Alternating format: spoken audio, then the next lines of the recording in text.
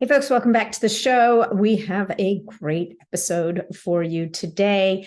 We're talking to Christopher Shade from Quicksilver Scientific, and we're talking about the BioAge Reset Program, which I did myself in the spring, and we'll get to talk about. But before we jump into the episode, a little bit of housekeeping as usual. Number one, I want to remind you guys about my private membership community on Mighty Networks and my upcoming Longevity and Resilience Women's Retreat in the Dominican Republic from November 1st to 6th. We still have just a couple of spots left there. If you want to learn more about either of those, go to natnidham.com and you'll find a tab at the top, one that says retreats and one that says BSP community. And then aside from that, I just want to thank you for being here and remind you to make sure to leave us a review if you enjoy the podcast and to share it with your network and your friends, because that's how we reach more people. Now, let's jump into talk a little bit more about this episode. Can you just imagine a world where you're not bound by the inevitability of aging? And these days, it seems that there's this never-ending pursuit of, it seems, immortality. But as we all know, it's important to question the quality of life that extended lifespans might offer. The secret to a longer, happier life may not solely lie in age-reversing technologies and biohacking techniques, but rather in our experiences and connections with the world. Today, I'm joined by Dr. Christopher Shade, who I've met a number of times, and he's not only is he super smart, but he's actually a super fun guy. But today we're diving into the realm of biohacking, self-care, and the prospects of reversing and embracing aging. From nutrition and detoxification to stem cells and peptides, we discuss the plethora of tools at our disposal to reverse that aging process. We also cover the practical implications of integrating one's consciousness into a machine, and why self-care and taking responsibility for emotional health is essential. Got to tell you, Dr. Christopher Shade, PhD, founder and CEO of Quicksilver Scientific, he specializes in the biological, environmental, and analytical chemistry of mercury in all its forms and their interactions with sulfur compounds, particularly glutathione and its enzyme system. Dr. Shade is regularly sought out to speak as an educator on the topics of mercury, environmental toxicities, neuroinflammation, immune dysregulation, and the human detoxification system in the United States as well as internationally. He's helped corporate executives, professional athletes, celebrities, children with autism, patients with chronic immune disorders, and so much more. He strives to evolve the way the medical industry delivers care, and he is perpetually broadening the way the world understands health. He is a consummate educator. Now, if you want to get your hands on some of the Quicksilver products that we talk about today, you can go to quicksilverscientific.com and use code NAT, and that will save you 10% off your purchase. And now let's just jump into the episode. Hey folks, just a quick reminder that all of the information presented in this podcast is for information purposes only. No medical advice, no diagnosing, no treatments suggested here. Before you try anything that you hear about or learn about here, make sure that you check with your medical provider. Chris Shade, welcome to the podcast. It's a super duper pleasure to have you here today. Oh, thank you, Natalie. Super happy to be here again. Yeah, I can't believe I just said super duper on my podcast. That's ridiculous. Well, that shows that you are in the joy element. So we are gathered here today. There are so many things, so many rabbit holes we could dive down, Mr. Shade. But I think that I want to talk about aging. That's kind of the thing. I think it's this whole world of, I think that humanity has been obsessed with not dying since the beginning of time. Like, we never want to leave the party, right? And for any number of reasons. Oh, yeah. Alchemy has gone, right through way back. And it's always had two things: these people who want to live forever and these people who want to be enlightened. Yeah. And where do they meet up? So my first question to you is your thoughts on to what degree do you think we can reverse and stop aging? Because I think everybody's on this anti-aging. I want to reverse my age. I want to, and then we look and we say, oh, well, look at these people in Sardinia and wherever, like they live to 120 or 130. And isn't that awesome? And sometimes it is awesome. Sometimes these people look pretty good for someone who's been around for that long. But sometimes I'm like, Why do I want to do that? Yeah, I remember being at Bulletproof, and I'm in the media room getting interviewed here, and Dave Asprey's getting interviewed over there, and he's saying very smugly, "I'm going to live to 180. We have proven that we can do that." And I'm like, "Yeah, who proved that? Like, because I don't see that happening anywhere." Woohoo! It's no, I mean, it's about your health span. Like, if I can take this animal and run like I do now, which is with a lot of vive and verve and gusto, if I can run that into like 80 and then have, 20 years of being a wise man and then check out, that's just fantastic. And so reversing, like, maybe you can reverse your biological age that's, overly expanded, but how much are you going to phenotypically change things? You can start looking better. There's a lot that we can do, but I think we become over obsessed. We have like Chat GPT writing essays for us. We're like, well, then these nanobots got to go in and they got to like reform us and everything. And it's just the technology is allowing us to have a conversation that wasn't really there, and it's letting our root chakra fear of death take over. If you're in more mystic, I've always been part of mystical traditions where we do believe in multiple lifetimes, and like, why do I want to hold this animal for 200 years? I mean, it doesn't need to be done. Yeah. Well, and it's, from a practical perspective, somebody was saying to me not that long ago and talking about the AI and this whole transhumanist thing, where you're moving your consciousness into a machine. And so now you can live like 250, 300 years. And, if you really think about that, really, why? Why? And who are you going to hang out with? And where's the fun going to be, kind of thing? Because, I mean, isn't you brought up that you wanted to talk about the joy of it? Yeah. If you're just like inside a computer and thinking about stuff and running programs and trying to solve problems, is that really where the joy comes? The joy for me comes in the interaction. I love time with people, parties, talking, intimacy, all the bliss and the joy that bubbles up from that. And that is unique to this body and these neurons and how this and the receptors and the sense of taste and touch and all those different things. And so you're just trying to solve some part of your brain and save some part of your brain in a machine. I just don't see that that's going to work. Yeah, well, I think it dismisses the essence of being human. Yeah. The essence of humanity is exactly what you're talking about. It's the joy of connection. It's the sensual experiences of walking on a beach, feeling the wind, swimming in the ocean, being with friends and family or a partner or whatever the case may be. Yes. So, and we were talking earlier also about where I've been thinking about this because every day you open up your computer and there's another article about another, and I mean, it truly is spectacular, the regenerative techniques that are coming out right now, particularly for people who are sick, people who are broken, like the idea of taking someone with Ehlers-Danlos syndrome, right? Where these people can't make collagen properly. It presents in a host of issues. And thinking that maybe we can target that genetic sequence that prevents their bodies from making what it needs and reprogram that and fix them. Yeah. Like, that is super cool. Yeah. Right? No, it is. And it eventually, you go down this looking at it and there's like, well, where do you stop and stuff? And like we were talking about central experience and experiences of love and this joie de vivre. And where do you break that and you start needing more and you start getting addicty about the stuff that you have? It's like sex is beautiful, but then when you're not getting anything from it.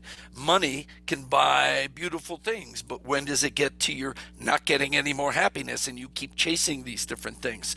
And you see that in this regenerative anti-aging space. I mean, isn't that there's that guy who's spending millions of dollars, trying to get every week of biological age back a little bit. Yeah. And at what point then does the brain in your autonomic shift from health being a parasympathetic rest, digest, rest, digest, repair, detox, regenerate. Where does that become fight or flight? Like, oh, I got to do this, I got to do this, I got to do this. And that is, one of the sort of biohacking dangers is like thinking you're not keeping up with your routine. Yeah. Yeah. Well, the regimen, right? The regimen, I have to do all these things. All these things. And I have to take all these supplements. And then, Yep. and I can only eat these things and I can't drink those things. And you get to a point, and I have to meditate, close eyes, hands on knees. And it all becomes so anti-Taoist. And one of my friends, she was a great CEO, and she was beautiful and she loved to look calm, but I knew she was just like jacked all the time. And I was helping her deal with some stuff, and I said, well, you need to be more parasympathetic. She goes, I upregulate parasympathetic several times a day. And I said, did you just hear yourself? And she's like, oh. Yeah. When being in a parasympathetic state becomes an action. Yeah. Which is ultimately contradictory to the whole point. I mean, anti-Taoist. Yeah. So, okay. So having said all that, having said, moving past the obsessiveness of this, of Yes. the times that we're in, and trying to find a middle ground, right? And what you said earlier was so interesting. And I think that, and I think that it's interesting, I think the perspective changes as you move through the decades. So I think we are in a similar age range. And so we see things a little bit differently than a lot of our compatriots in the biohacking space who are in their 30s, let's say. And, aging is always looks different, depending on which side of age you're on. Right. But definitely for us, as we think about, and I talk about reversing biological age, and I talk about, I use my bioregulators and I use different things to do that. But what I'm thinking when I'm doing this stuff is where can I find the lines where I can still live and do and exist and live out this life so that I'm moving towards health span. And actually I spoke to the director of the nutrition school that I attended many, many years ago when I got into this field. And she said to me, when I said biohacking, her eyes got really big. And she's like, well, what do you mean by that exactly? Like, what does that mean? And I said, all it means is being willing to look at what we do and how we do it, seeing if we can do it better and weave it into a beautiful life that we want to live. Right. And now the funny thing is, Asprey obviously co-opted this from some transhumanists. I had a new head of quality come in, and she come from Switzerland. She's not Swiss, but she was at a homeopathic company. And so we start talking about biohacking. She starts looking up. She's like, we can't talk about that online. And it was like people implanting chips into them and, becoming semi-bionic and stuff like that. I'm like, no. That's not what I'm talking about. How'd you even find that? But I guess it's out there. Yeah, so that was what it was to some people. And so we're talking about the softer edges of biohacking. We're talking about, having an impact, a positive impact on our biology and eventually even our mindset and our spirituality so that we can live today with joy and ease and continue that for as long as possible. Yes. I think that, that is a common goal. And maybe try to get along with all the other people a little better than we are. Well, I like that. So it's sort of, biohacking is this sort of codification of here's how you should deal with the animal. Like, here's stuff for proper nutrition, here's stuff for detoxification, here's stuff for electromagnetic health, and then here's using light to get the rhythms going. And then it moved into, some of these higher end things of, here's using exosomes and stem cells and peptides for bringing you back to a younger age. But fortunately, they also went into mindset stuff and breathing because does that whole, what we brought up before, if you end up in a sympathetic state trying to do, an anti-aging thing, then you're screwing the whole thing up. And so I do like that edge has come along, and I hope that that's drifting into interpersonal. And, I do like that gratitude is starting to come up into these worlds. I'll just share an aside. I've been doing really high-end Tibetan Buddhist stuff for 20 years and all kinds of other stuff. And this guy came by and he did like the most basic teachings, on loving kindness and compassion. And it was the most earth-shattering thing for me that I'd had in 30 years. I was all up here, and I'm not loving myself. And I'm not grateful enough for, to everyone around me, and not just embracing the whole thing. And so I do like that some of those elements are coming in. Ben Greenfield got tired of all the freaking all the hack things and starts talking about that now. Yeah, no, and I mean it's been interesting to watch his evolution. It's and it makes sense if you're recording. Even as a podcaster, we're recording episode after episode of how do you feel better, how do you get better, how do you fix it, how do you not be broken. Eventually, you want to say, okay, wait a minute. So what are we doing in the spaces in between? How are we thinking about this? And I'll share the core of this teaching because it's freaking brilliant. That you need 100% responsibility of your internal emotional life, meaning how I choose to respond to what you say to me. In Buddhism, it's all emptiness and it's all just this whole play of things. So I really don't have to be upset when you call me whatever. That's my responsibility. So 100% responsibility for your intake and 100% responsibility for your projective life. What I say to you. Am I coming at you with kindness? And oh my God, we just hold on to that. And the same, how do we deal with our own self? Are we responsible for our own self-love? And are we setting a life where we're taking care of ourselves? Yeah, absolutely. No, that's it. It is the ultimate foundation from which we can then take care of the body, right? Yeah. It is. And, because we always talk about foundation, it's sleep, it's stress management, it's nutrition, it's this, that, and the other thing. But before that, giving yourself permission to love yourself, to take care of yourself. And it's funny, I see it more in an older generation, and frankly, even in younger generation, but much more so in older generation, where people don't see taking care of themselves as appropriate, right? It's too self-centered. Right. It's too selfish. I'm not deserving. Yeah. And it doesn't play out much like a martyr. It just plays out very subtly, and it gets in the way of them going that extra mile. So anyway, we're getting way off track. I just think that's it's an interesting thing, right? Up there. But if we go back to all these regenerative strategies, which are admittedly exciting and admittedly moving the needle in many great ways for a lot of people. So, the stem cells, the very small stem cells, even it started with PRP. Yep. We're starting to see things like gene editing, which is a little bit scary, but kind of, presents some really interesting opportunities for healing diseases. But thinking about how do we prepare the body to take that stuff on, right? Even with peptides, right? People are like, okay, give me a peptide to fix this, give me a peptide to fix that. And sometimes I find people, it's like they barely look at a peptide and boom, things start to happen. Other people are like pounding it, nothing's happening. Exactly. And they're like, this stuff doesn't work. I'll bet you it's not real or whatever. Yep.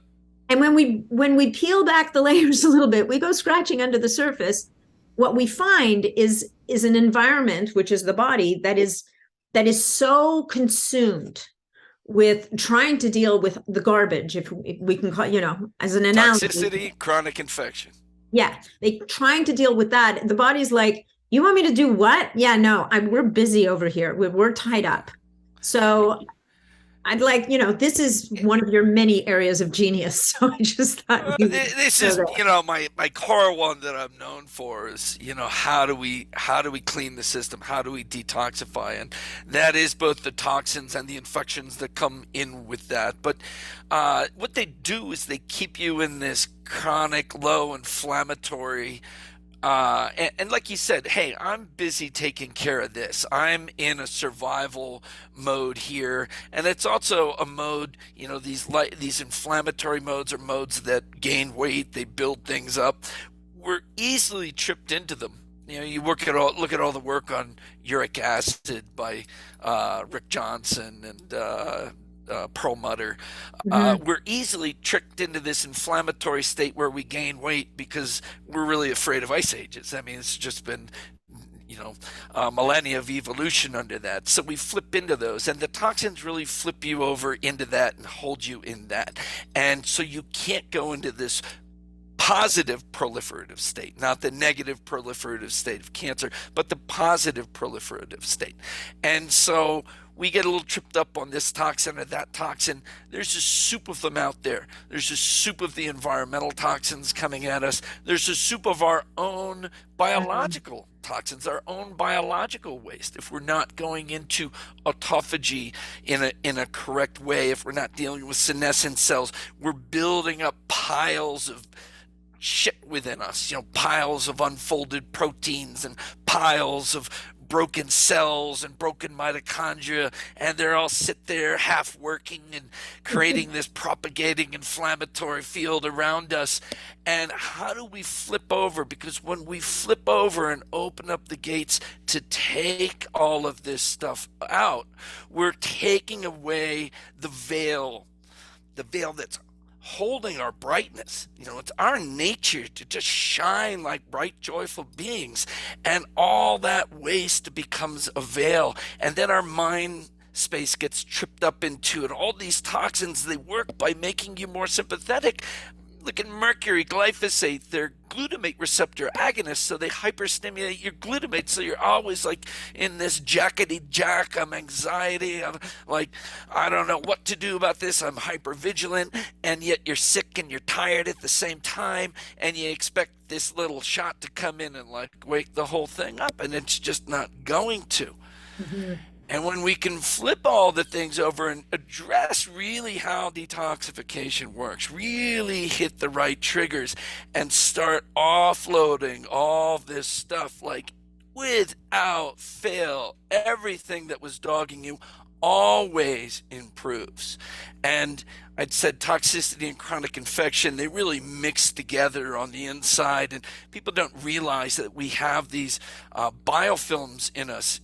Steve Fry from Fry Labs went and took out cardiovascular plaque at one of the St. Jude's hospitals with a cardio department, and sure enough it was alive and there was all kinds of stuff in it, and we hold our unique biofilms. I'm from the East Coast. I used to swim at Plum Island. You know where Plum Island is? No, it sounds Rhode urban. Island. It's right next to Lime, Connecticut. Plum Oh my Island's where God. that's Slime where the Connecticut. military biologics facility is. I used to Amazing. swim there. Oh, isn't that nice? So my biofilm has limey elements. I'm a master at holding on to CMV and Epstein-Barr and those virals, and I've got some of these funny. Steve hasn't even figured out what this sort of fungus is that lives in there. And when I'm going down that path of being overstressed and becoming toxic and not taking care of myself, they grow and they start taking control. And when they start taking control, they really like to wind up the inflammatory paths, specific inflammagens that turn down your adrenals. And remember, your adrenals are making anti-inflammatory, specific ones that really open up your blood-brain barrier, open up your GI barrier, so you've got a nice host of endotoxemia in with this inflammatory space.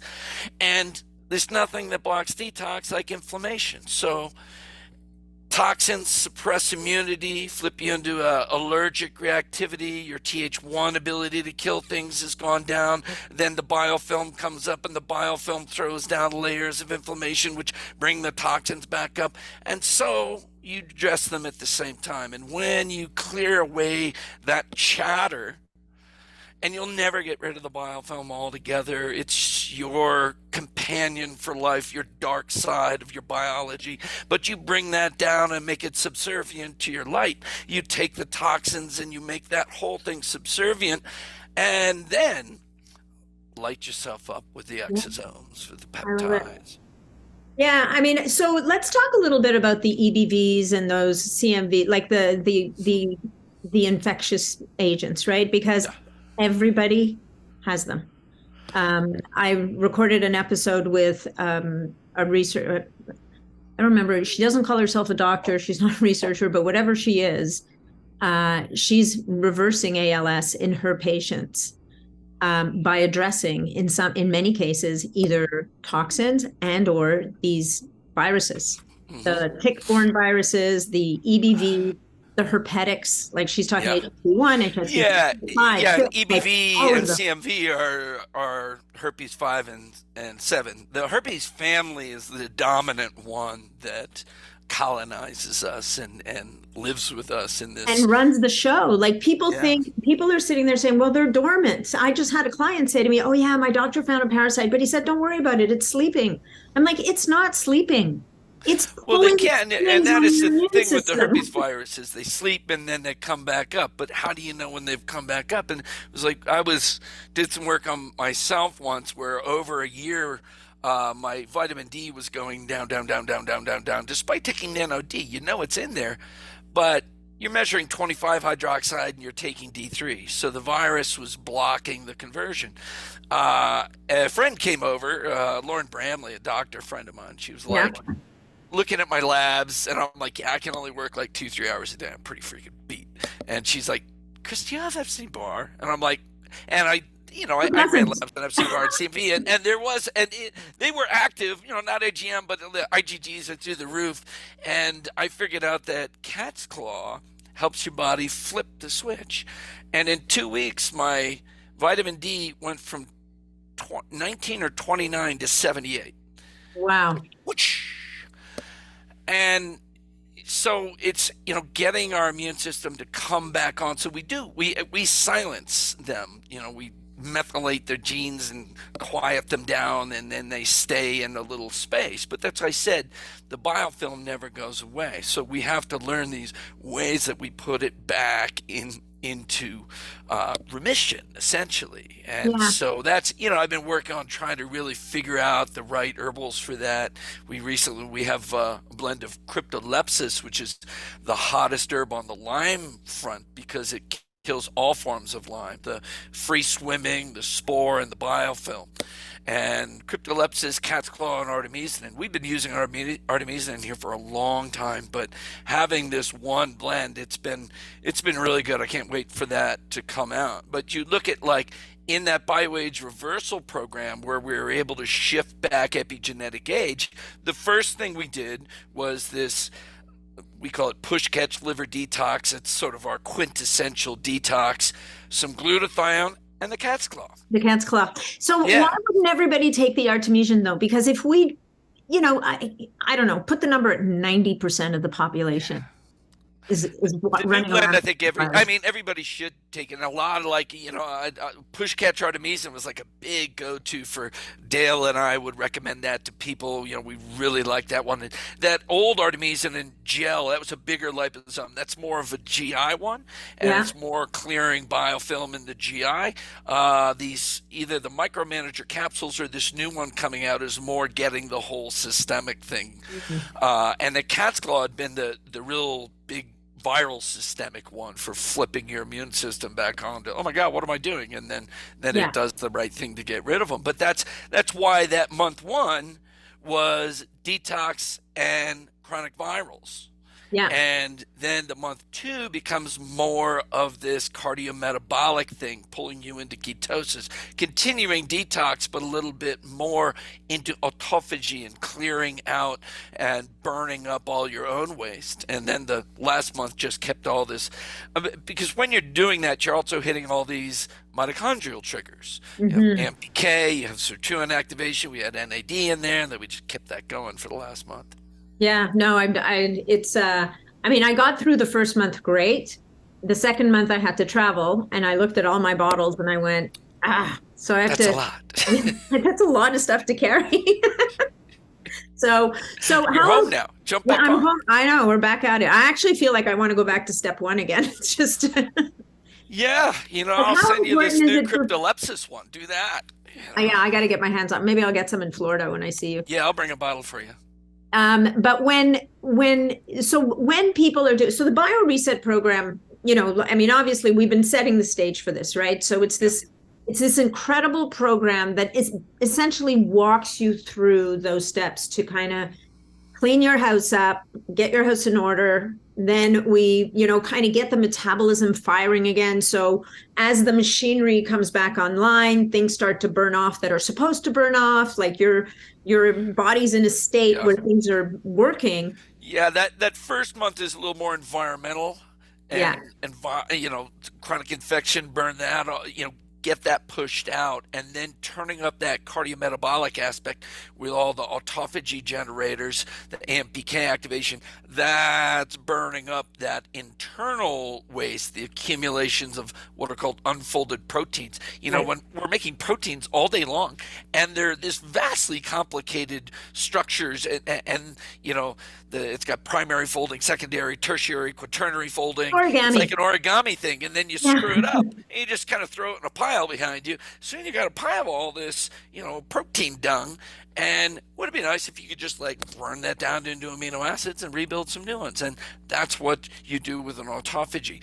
Taking mitochondria that are all damaged and they're making free radicals and they're not making ATP, we're going to burn those all up. We're going to make new stuff. And so when you get that cardiometabolic strength up, you have that inner cleaning system that's going on. Yeah, no, it's a very elegant system. So, but the question is, how important is it to do because there's three phases, there's 3 months.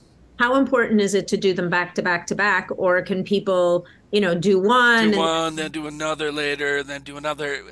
In truth, well, obviously we don't know. We took, just as a background, we took 40 people through this 3-month program. And we did the true age diagnostics, epigenetic age testing before and after. The two main clocks we used, the Sinclair clock and the Dunedin pace or Dunedin POAM rate of aging. And we significantly shifted the rate of aging. And one of the hardest things to do is actually shift the whole clock back. Methylation clock is tough to move. Yeah, You did and that we in moved 3 that months? one back a year on average in 3 months. Now there was an Indian doctor who like hangs around here, and he was way into it, and he's in his late 70s or early 80s, and he did it and lost 8 months, eight years in 3 months. Come on. So, okay. It So was a what was he major doing that everybody else wasn't, do you think? Or do you Well, think it was clean from the there was a beginning? range of changes. Mhm. And the guy who had the most change in the 40 person, it was a 7-year change. So this guy was right at that. And, maybe it's not because we didn't have anybody do any dietary changes at all. This guy was probably doing intermittent fasting because I met him here, talked to him. I'm like, oh, yeah, intermittent fast, shift this around, keep the carbs low, and protein moderate. And he may have done that. Maybe that was the difference. Some people didn't change. Well, there's another guest who I interview who's working very hard on reversing people's biological age. And one of the things he said to me in the first phase of his trial, and he had like about 100 people in there. And so he's showing me the graph, and this person reversed their biological. And at that time, they were looking at telomeres. The DNA methylation, definitely, I'm impressed that it moved at all in 3 months, because typically it's really tough to change. But even with telomeres, there were a few people that didn't budge. And I'm like, what about those guys? And he said, you know what? I know every one of these people personally. And those people are going through horrible, horrible stress. And the stress, this is a little bit what you were talking about before, that those massive stressors hold you in a sympathetic state, and the body can't heal. Like the body can't, even though you're giving it all the inputs, you're giving it as much even as you can. in our systems. I mean, I just love how it all ties together. So we're trying to detox by turning up enzymes in the liver and the cells, and then coupling that to bile flow, because you need bile as the exit of the liver with the toxins, has to get down to the GI. And what blocks bile flow but stress? Being in sympathetic blocks bile flow. Being estrogen dominant, which winds up the glutamate receptors, blocks bile flow. So whenever you're stressed like that, you're inhibiting, you're deprioritizing all of these regenerative processes. Yeah, no, it's super interesting. But I think what'll also be interesting with True Diagnostic is I think by the end of the year, they're hoping to be bringing on methylation clocks by organ. Oh, cool. And Yeah, system. I mean, it's funny how many studies have gone through there that haven't done jack. Stuff you thought that was going to be awesome, and I was like, well, that didn't do anything. Yeah, no, it's tough to move the needle. It's tough but I think to your point, how interesting would it be to have three cohorts? One cohort does the Yeah, cleanup, and then does the yeah, protocol. One cohort only does the protocol, and yeah, the next cohort does nothing, whatever, yeah, your control group. And yeah. I just think that would be such a fascinating thing to see because it just you can even create an analogy of a house. Like you can send a contractor into a house of a pack rat, they're not going to be able to renovate anything. Like Yeah, like they can't it's a good move. one. The Like hoarders the can't hoarders, renovate you for the can't hoarders. renovate the hoarder's house, man. Yeah. And you find people do become like that, biochemical hoarders. I won't let go. I won't let go. I won't let go. I won't let go. And I was lecturing to a cancer group once. It was Fran Drescher's group, the nanny, Yeah, and I'm like Fran Drescher, the nanny. Wait, the yeah. nanny, yeah, and because she's a cancer survivor and she runs a whole group, and I was saying to them, you know, how do you expect to let go of a cancer if you can't let go of something your husband said last week? You can't let go of what your mom said to you when you were 13. These things are analogous. How we hold on to everything we refuse to process does work through your autonomics to hold all that stuff in place. And that's why, all that early work from like Dietrich Klinkhart's group, the ART group, where they were looking at emotions stored in organs, and they would like inject, DMPS into a nerve plexus around an organ and do emotional healing work on that, and all of a sudden, they pee out like 500 tons of mercury. It was really profound how we could locate and we could be hoarders of toxins in different organs according to emotional states. Yeah, no, it's interesting. And if you go to TCM, like traditional Chinese medicine, they will Yeah, associate different organs with yep, different emotions, yeah. like As lungs. as will Ayurveda. Grief, Exactly. Grief in fear the in the lungs. kidney, anger in the liver. Yeah. Yeah. And it's funny, like I remember when I went through a divorce many, many years ago, Yeah. I had a lung infection that took me down like Oh yeah. nobody's, and I was the driver of the divorce. Yes. And you had There's grief still, over the but there's over. still processing of the loss of Yeah. all of the pieces, right? Yeah, And totally. you realize like these ancient modalities of healing, they are actually so much more plugged in because they do bring the spirit and the human piece of Yeah. healing into humans so that it's not so mechanistic, right? Yeah. I think the downfall of conventional medicine that hopefully is starting to come out to people is that it's so mechanistic. It's treating the body like a machine. Yeah. And then it misses vast things. And that's it was the difference between functional and integrative medicine. This was like 10 years ago. This guy said to me, and he's like a big wig in both, but he trained with shamans and he did homeopathy and stuff. He was pretty cool. And he said, what's the difference between functional and integrative medicine? And I was like, what? He goes, integrative gets results. And what was the difference is functional. Integrative at the time was bringing in a lot of mind body connection. And they would do all that X factor stuff in the energy medicine. And functional eventually did too. They just going in and being hyper mechanistic about your more natural, it's sort of natural allopathy. Yeah. wasn't doing enough. It wasn't moving the needle enough. And now you see these things, start to be blended nicely. Yeah, no, I love that. So, okay, so let's say so I think that it would probably be safe to say that, anyone who's going through a healing journey of any kind would be well served even to just do the 30 days of detoxification of the bioage reset, Absolutely. right? Even if And you didn't do the rest of it, which, no, there's, or certainly the second phase would be, I could yeah, make a huge argument for the second phase. yeah. But even the first or one of the analogous ones to it, we just made advanced push catch, a 30-day thing.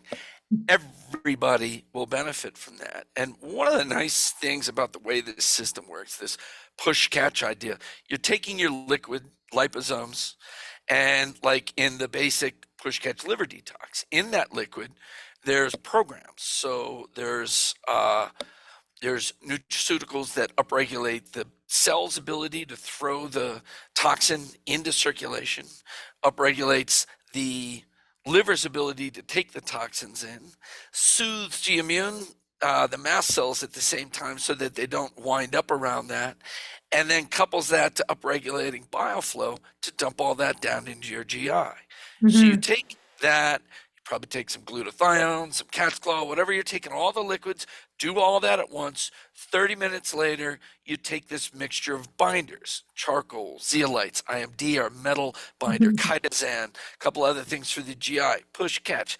You have a half hour in between those two. Yeah. Push, sauna, catch, push, yoga, catch, push, walk, catch, push, massage, catch, push, foot bath, catch, mindfulness, breathing, something. I got this sauna at home. I just live in the damn thing and it's push, sauna, catch. It's so profound. You come out different in one little cycle. Wow. Each one of these is a complete cycle, and you don't have to be like all shitty during the day and I'm brain fogged and everybody thinks they got to be by the bathroom. No, you have discrete little cycles of dumping things. If you integrate something from your lifestyle into that moment, you get that much more out of the whole thing. That makes so much sense. And, I think it brings something up that's really interesting, particularly in context of the conversation, the more esoteric part of the conversation we're having, in that I think I took it on as a job. I have to take these things, then I got to wait a half an Yeah. hour, then I got to take that thing, then I got to do this. And I Take think it I on will as do it again mindful because, self-love. well, and not only that, but build in that half hour is not running around doing work or sitting at my computer setting a timer so I remember to take my charcoal, but it's more about how am I going to weave this around my self-care routine so that I'm either rebounding or walking or saunaing in between the two phases, which Totally. would make all the difference in the world. On physical levels, but on Every that level. mind body, you've connected the whole thing. You're allowing the whole thing. You're not confusing the body into thinking that it's got to do two different things. You just let the whole thing flow. And I'll tell you, it really, really makes a difference. Yeah. So, and then in terms of people who know that they're dealing with, I guess the ideal is to do the whole 30-day program. But in given the fact that we've just made this big comment that, well, everybody's dealing with EBV or some of these things, is there a place for inviting the audience to say, look, if you do nothing else, get yourself some cat's claw and artemisia and do a couple of rounds of this periodically? And I don't know, it's hard to say because without the liver push catch and Yeah, I do them. I do them all toxins on the way together. out. Though, like if I'm traveling and I can't do the push catch, I'll bring the artemisia in. And here's the thing: that binder is in capsules now, and you God. should never be on the road without it. And in fact, on your bedside table, you should have a little dish of those. I call them the jelly bellies because that was Ronald Reagan's thing is for jelly beans, and they were made in Bethlehem, where I came from. So the black jelly bellies on there, and this I've been waiting to tell you this one Oh, because you're a fan of the Russian Institute of Gerontology, right? I am. Right. What self-loving peptidist wouldn't be. I found this paper from like, it was like typewritten from the 70s, maybe early 80s. And they did it at the Russian Institute of Gerontology, and they took one group of mice and another group of mice. They actually aged them for a while, about what would be like 40 or 50 for a mouse. They started giving them charcoal. And 10 days a month, they would jam tons of charcoal through them. And the other ones, no charcoal. The ones who had the charcoal lived 40% longer on a mean level and 30% longer on the maximal level. Come on. Just No from shit. charcoal. And they, looked at their biochemistry and everything, and they talk about it being a third organ of detoxification, and the way it changed the metabolism and the way it changed lysosomal structure. So what are lysosomes? That's our process of autophagy. Yeah. So this whole movement toward more detoxification and triggering, not just we're taking the glyphosate out, we're taking the old cells out. It was a senolytic. Wow. And so you're saying just pop a couple at night before bed? Totally. Wow. All right. I'm going to buy my Jelly Bellies. It's better. It beats the sachet. I mean, look, I did the sachet, but I got to tell you, You mix up the black water, it's instantaneous. Like it takes, a couple more minutes with the capsules, but like I live on those capsules. It's just so. Well, yeah, no, so immediate. Once I put I put the charcoal in a shaker bottle with the water, and when you forget to close the lid properly, and I did the big shake. And poof. And there was like a little bit of bicarbonate in the clay and a little acid in the charcoal, and it would it would carbonate a little bit, and poof. And in my office here, there's a splatter mark over the ceiling where I put a ton in this little thing, and it went. Yeah. So respect the charcoal, people, but that is incredible. Isn't that? It is, and I'm telling you that Institute of Gerontology, if you poke around online long enough, there's nothing they haven't done. They're the masters of this space. And I had this paper, and I'm like, oh, I don't know, some hacks from Kerplakistan probably did this. It's too good. And I'm like, Russian Institute of Gerontology. Yeah. No, that's fantastic. So yes. So clean the crap. Now let's talk about, so you talked about sauna, dry brushing, rebounding, walking, yoga, breathing, all the things. What about, is there value in people while they're doing their 30-day to fast? Or should they save that for the next phase 2 where we're pushing those levers? I laid up this theory that we're only pushing that lever in phase 2. So phase 1 uses liver sauce binder and glutathione. Phase 2 uses AMPK charge, glutathione and binder. AMPK charge and liver sauce have 4 overlapping ingredients. They both have NRF2 activity, which is the environmental detox, and they both have AMPK activity, which is the metabolic detox. It's just that it's like, a 65-35 detox to AMPK in the first one, and maybe reversed in the second one. So fasting, because here's the deal, NRF2, we want that to go and upregulate all the cellular detox. It thrives on AMPK being active. So when AMPK has high activity, NRF2 has no problem jumping over the bar into full activity. So when do you get AMPK activity? You get it when you're fasting, whether that's intermittent fasting or full-on water fasting. You get it when you're carb restricting, when you're on a keto diet. So the more you can shift into at least doing intermittent fasting, I'm sure you've talked, women, a little bit harder, especially generative years, to do as much intermittent fasting. But the more you can do that, and the lower you can keep your carbs while you're going through this, the more detox and cardiometabolic clean you're going to get. Okay, so then the answer is yes. You don't have to, but if it's within your ability to do that, and even even moving the fasting window can be interesting, right? Yeah. Because for women, I often will talk to women and say, look, fasting first thing in the morning, probably not the best for our hormone balance. This works really well if you're single, but if you can engineer it that 2 or 3 nights a week, you skip dinner and Yeah. you do that fasting window Yeah. at the end of the day. And maybe you're doing baby fast stuff in the beginning, and because you're trying to build a cardiometabolic flexibility, and so you can jump between fats and carbs, so you can burn your own stuff. And AMPK charge really does that. We used to call it keto before six. Like you could be keto all day before 6 p.m. and then eat carbs at night. You could be keto and then again the next day. So it will help you flip into a really deep fast. And in fact, if you're like hungry and craving stuff, you take AMPK charge, it goes away. So Yeah. you're most set up to be able to do a several day fast or much deeper intermittent fasting when you're taking the AMPK charge. So maybe you're working up to it in the first month and then you hit something more profound in the second month. Yeah. No, I love that. Okay, cool. So we're going to wind down. I mean, we could keep going for a long time, but why don't actually, before we wind down, why don't we talk about phase 3? So let's say people they've done the detoxification, then they ramped up the metabolic machinery and cleaned out at a deeper level, cleaned out the trash. And now you're kind of left with this beautiful, shiny space ready to rock.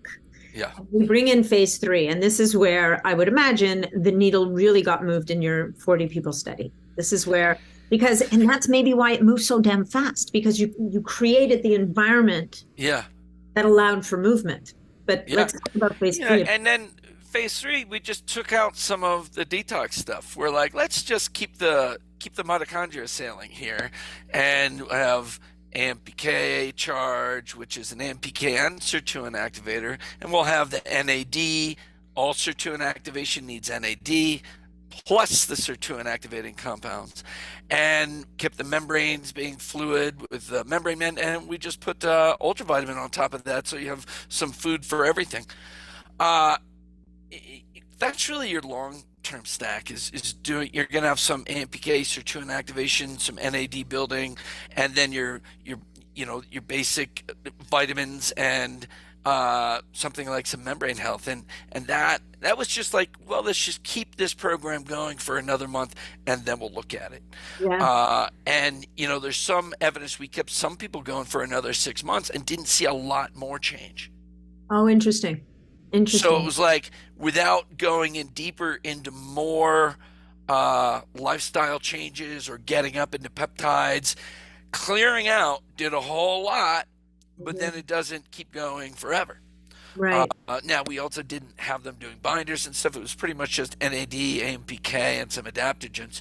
And there was some evidence that there was some telomere change, but there wasn't, a big change in that epigenetic age. So, which also tells you then that like really focused detox might have been the most powerful thing. That's the big hitter. Well, what would be interesting is to keep your 6 month people going for the 6 months, having those jelly bellies by the bed. And exactly. It's just that, right? Yeah.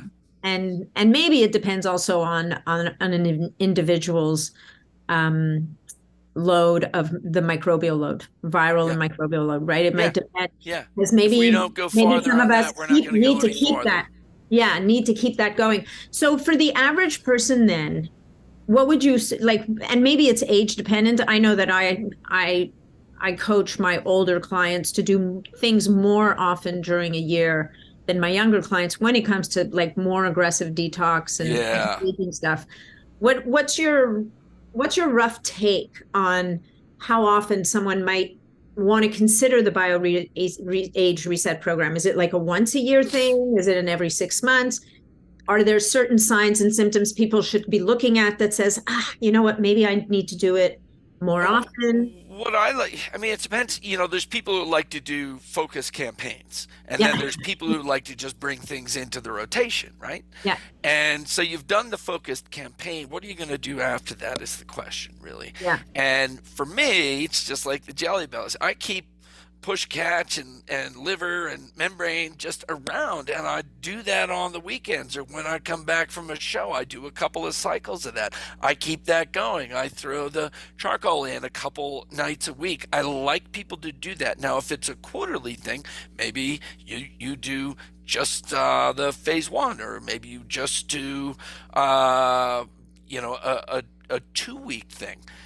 Uh, You can play with it. there's Yeah. so many different ways to do it, but a lot of these like cardiometabolic things, like the AMPK charge and the NAD, those are really constancies, or at least certainly the NAD and then the AMPK brought in around. One of my friends, one of my lawyer friends, Jonathan, he's my patent lawyer and he's been a good friend for a long time.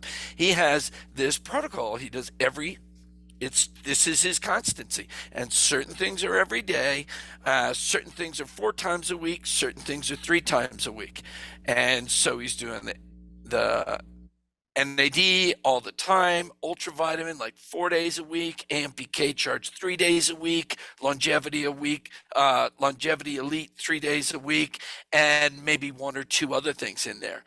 He's just like sailing along really well.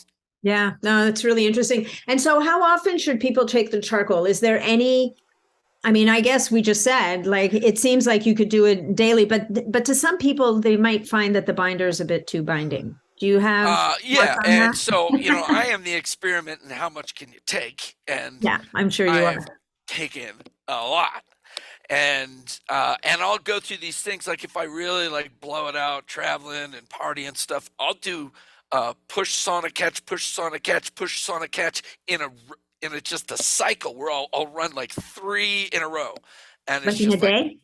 yeah, in a single day, and it's like whoosh, oh look, it's all clean. All better. So, oh my God, there's all these things you can do. So, when does binder become a problem? Everybody thinks it's going to demineralize them, devitaminize them. That's only if you're taking it with all of your other supplements all the time. But it does tend to be constipating, and then you just need magnesium or ascorbic acid with that. Magnesium is your sort of go-to because it does so many good things for you. There's these things called oxymag. They're Mm. magnesium Magnesium oxide. oxide capsules, and those are the least amount of brain magnesium and the most amount of laxative magnesium. Those tend to be the best to take along with binders. Like one of those in your binders, you're good to go. For those people who tend more towards being bound up, for Yeah. people who tend more towards diarrhea, ultra binder is great at healing that.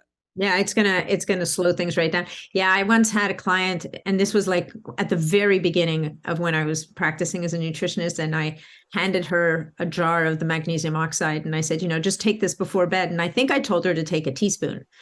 And I think maybe she might have misheard me and calls me the next day and said, so, I took a tablespoon, like you said. And I'm like, you did not.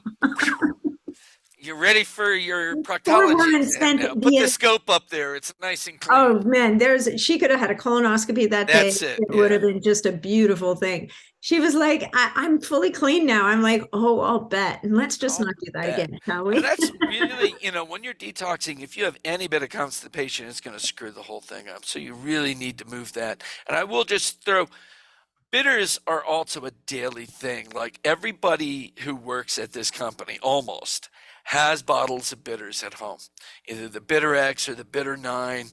Anytime digestion's not strong, take it. Anytime you're nauseous, take it. Anytime your skin itches and you're like, why is my skin itching? You know what that is? Hmm. It's bile salts under the skin. When the gallbladder is not letting down, the bile goes back into circulation, and long before you turn jaundice, it sticks under the skin and it itches. And then if you're doing these detox, you do push catch, you take your binder, you get a little nauseous, it's a little bit of bitters, just lets that down. So bitters are this wonderful thing. You can put them in your sparkling water. You can put them in your cocktails. You can take them with your food. This is always keeping that flow open and moving. A lot of these things really can be used long term. I tend to use that as my long term liver thing, Mm. and use the liver sauce when I'm doing concerted push catches. I use a lot of the kidney care that's got a lot of tonifying herbs and regenerative herbs where a lot of diuretics can't be used long term. This one really can. So these are things you should not be afraid of just working into the mix. Your charcoal capsules, that kidney support, the bitters, or the liver sauce, and you'll just keep everything moving. Yeah, well, and it is about movement, right? And the bitters, I remember learning about those in school too. It's like a few pumps, either in water or straight into your mouth Yeah, before a meal. Yeah. gets things going, and very often gets rid of the need even for digestive enzymes because it gets your own juices going. I remember my Yeah. Ayurveda teacher saying, you have a bolus, this bolus Yeah. of ginger. Food. You have ginger before a meal, or the Bolus of Italians ginger. with the bitters, Yeah. bitter greens with olive Yep. oil and salt and pepper kind of thing.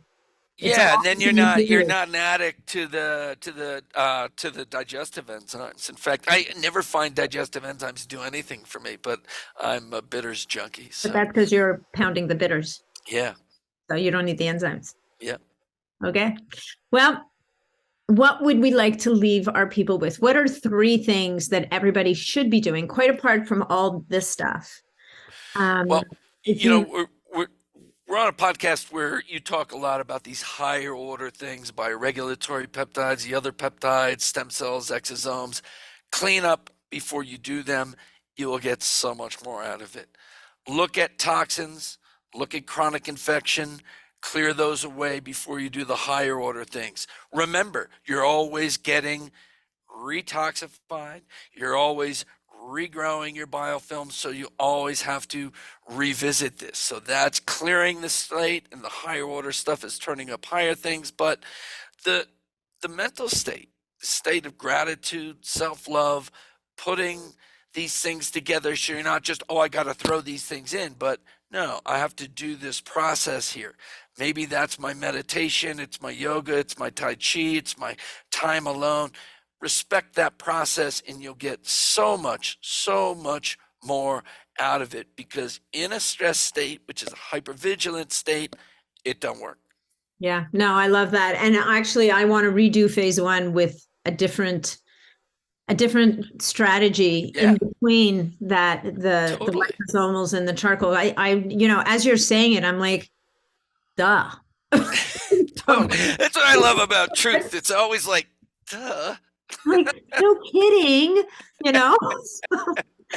All right, Chris Shade, where can people find you? We will have folks, I mean, it'll have been in the intro if you listen to the intro, but in the show notes, we'll have a discount code for you guys if you decide you want to do any shopping on the Quicksilver site. But where do people find you? QuicksilverScientific.com. Come sign up for an account. Like, if you want to use our CBD products, they're not even on there until you log in with a consumer account or a doctor account. If you're a practitioner, you get an account, all of a sudden this whole world opens up of all of this education inside of, 30, 40 webinars, really detailed technical information.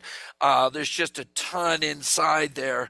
So either way, come in, get on the newsletters, get the education that's in there. You'll find, if you're a consumer, there's a lot of YouTube videos where I'm talking about theory of detoxification. Then Instagram, Dr. Christopher Shade, and Quicksilver Scientific on Instagram and Facebook as well. And I guess we're on TikTok too. I mean, You obviously, are? Oh, you see, my expertise is falling apart as we moved into. you're doing great. Dr. Shade, this has been such a pleasure. I'm so glad we finally got this done. Thank you so much for your time today. I really appreciate it. It's always a pleasure speaking with you. Thank you, Natalie. It's a pleasure speaking to somebody who likes the good speech.